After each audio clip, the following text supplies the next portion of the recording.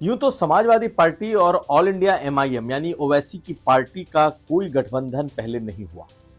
लेकिन एक खबर यह आई है कि एमआईएम ने अपने तरफ से इंडिया गठबंधन में आने की एक कोशिश की थी और यह कहा था कि अगर इंडिया गठबंधन उत्तर प्रदेश में उन्हें 5 सीट दे दे तब वो इस इंडिया गठबंधन में आने को तैयार हैं, और अगर नहीं इंडिया गठबंधन ने उन्हें लिया यानी समाजवादी पार्टी ने उन्हें अपने साथ नहीं लिया तो फिर वो 25 सीटों पर अपने कैंडिडेट उतार देंगे। ये खबर कई मीडिया प्लेटफॉर्म पे छपी, लेकिन अभी तक अखिलेश यादव ने एक दूरी ओवैसी के साथ बना रखी है और यही दूरी कांग्रेस पार्टी ने भी बना रखी है।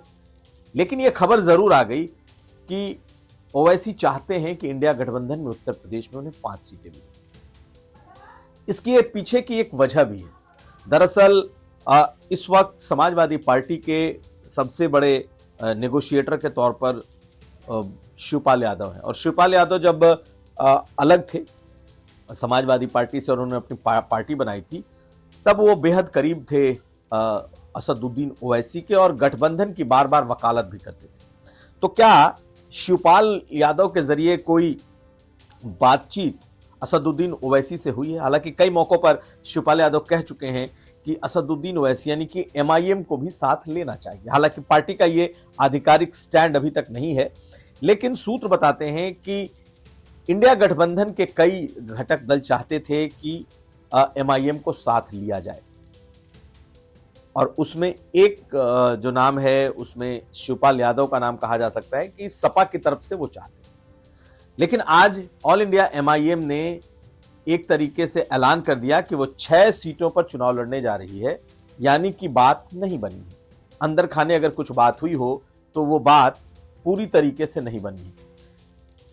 दरअसल एमआईएम के प्रवक्ता ने आज लखनऊ में अपना एक वीडियो जारी किया और बकायदा उन सभी सीटों के नाम गिना दिए जहां पर वो 2024 के चुनाव में अपने प्रत्याशी उतारेंगे। पहले आप उनकी इस बात को सुन लीजिए कि वो कौन कौन सी सीटें हैं जहां वो चुनाव की तैयारी कर रहे हैं और जहां अपने कैंडिडेट्स उतार रहे हैं। उसके बाद हम आपको समझाएंगे आखिर इसके पीछे की वजह क्या है। इंडिया गठबंधन के द्वारा जिस तरह लगातार एआईएमआईएम के साथ सौतेला व्यवहार किया जा रहा है और हमारे राष्ट्रीय अध्यक्ष जनाब असद ओवैसी साहब से जो नफरत की पराकाष्ठा इंडिया गठबंधन के द्वारा क्रॉस की जा रही है, हम अपने राष्ट्रीय अध्यक्ष से लगातार विचार विमर्श कर रहे हैं। हमारी 3 राउंड की वार्ता हो चुकी है। मजलिस इत्तेहादुल मुस्लिमीन, फिरोज़ाबाद, बदायूं, संभल, मुरादाबाद, अमरोहा, मेरठ और आजमगढ़, हम अपने कैंडिडेट 2024 लोकसभा में इतनी सीटों को उतारने पर विचार कर रहे हैं। बाकी हमारी बातचीत चल रही है, आगे हो सकता हो इन सीटों में और भी इजाफा कुछ सीटों पे किया जाए। तो आपने सुना, ये सभी वो नाम हैं जो कि मुस्लिम बहुल सीटें हैं। सिर्फ मुस्लिम बहुल ही नहीं, ये वो सीटें हैं जो समाजवादी पार्टी के गढ़ की सीट है। एक नाम फर्रुखाबाद का उन्होंने लिया है, एक नाम बदायूं का लिया है, एक नाम उन्होंने आजमगढ़ का लिया है। और आपको बताएं कि फर्रुखाबाद से राम गोपाल यादव के बेटे उम्मीदवार हैं, बदायूं से खुद शिवपाल यादव उम्मीदवार हैं, और अखिलेश यादव खुद आजमगढ़ से चुनाव लड़ सकते हैं। ऐसे में एक तरीके से कहीं ना कहीं ये arm twisting, political arm twisting जिसे कहते हैं, वो भी हो सकता है कि हमें भी गठबंधन में लो। आपको बताएं कि 2 वजह। फर्रुखाबाद में एमआईएम ने नगर निगम के चुनाव में बहुत जबरदस्त प्रदर्शन किया था, वो नंबर 2 पर आई थी पिछले चुनाव में। गुड्डू जमाली जिन्होंने कल समाजवादी पार्टी का दामन थामा है, हालांकि वो पिछली बार बीएसपी से चुनाव लड़े थे उपचुनाव, लेकिन उसके पहले वो ऑल इंडिया एमआईएम से लोकसभा का चुनाव लड़ चुके हैं और उन्हें लाखों की तादाद में वोट भी मिले थे मुसलमानों को। तो समाजवादी पार्टी को लगता है कि एमआईएम अगर ऐसे ऐसे कैंडिडेट को उतार दिया अगर उसने, तो उनकी जो बहुत की सीटें हैं, मतलब बहुत ही महत्वपूर्ण सीटें हैं, उस पर वो नुकसान पहुंचा सकते हैं। एक चर्चा भी है पार्टी के भीतर कि अखिलेश यादव से मुसलमानों की नाराजगी है, तो अगर अखिलेश यादव से मुसलमानों की नाराजगी है, तो क्या उसको भुनाने की एक कोशिश है? ये भी दिखाई दे रहा है। प्रवक्ता एमआईएम के जिन्होंने ये बातें कही हैं, उनका इशारा साफ साफ है कि वो फिलहाल इन 6 सीटों पर अपने उम्मीदवार उतार रहे हैं, लेकिन आने वाले वक्त में वो और भी सीटें उतारेंगे।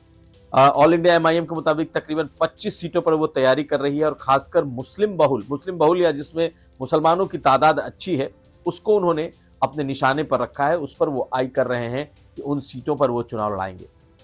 तो भीतर की बात यह कि इंडिया गठबंधन से कोई नेगोशिएशन हो जाए, एक तरह की बार्गेनिंग टूल के तौर पर इस्तेमाल कर रहे हैं इसे। और दूसरा ये कि अगर नहीं हुआ, जिसकी गुंजाइश सबसे ज्यादा है, क्योंकि शिवसेना, ममता बनर्जी, ऐसे जो घटक दल हैं वो शायद ही इस गठबंधन में असदुद्दीन ओवैसी को देखना चाहें। यहां तक कि अखिलेश यादव भी मना कर चुके हैं। कांग्रेस पार्टी भी बहुत कीन नहीं रही है उन्हें लेकर, लेकिन समाजवादी पार्टी के कुछ नेता और दल चाहते जरूर रहे, जिसमें एक शिवपाल यादव का नाम। अब लगता है कि वो डील पूरी नहीं हो पा रही, वो डील नहीं बन पाएगी। इसलिए जो ऐलान किया गया है उसमें शिवपाल यादव की सीट, रामगोपाल यादव के बेटे की सीट, और खुद चर्चा है कि अखिलेश यादव आजमगढ़ से लड़ेंगे तो वहां की सीट। इसके अलावा देखें तो मुरादाबाद, जो समाजवादी पार्टी की जीती हुई सीट है, वहां पर वो अपने कैंडिडेट उतारने की तैयारी में है। सहारनपुर, इस तरह की जो सीटें हैं जो जहां पर मुसलमानों के वोट बड़ी तादाद में हैं या निर्णायक हैं, वहां के लिए एमआईएम ने अपनी कमर कस दी।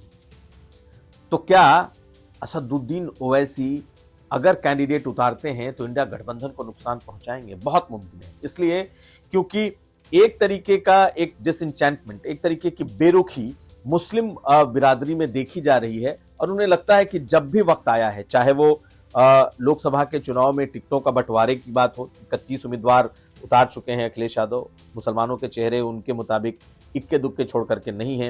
राज्यसभा की बारी आई तो राज्यसभा में एक भी मुस्लिम चेहरा नहीं दिखा। यूं तो पूरा मुसलमान जो मुस्लिम वर्ग का जो वोट है वो लार्जली इसी गठबंधन के साथ है, लेकिन उसके भीतर जो एक कहा जा रहा है कि नाराजगी पनपी हुई है, उसे एमआईएम भुना लेना चाहती है, और ये समाजवादी पार्टी के लिए सबसे बड़ी चिंता का सबब है।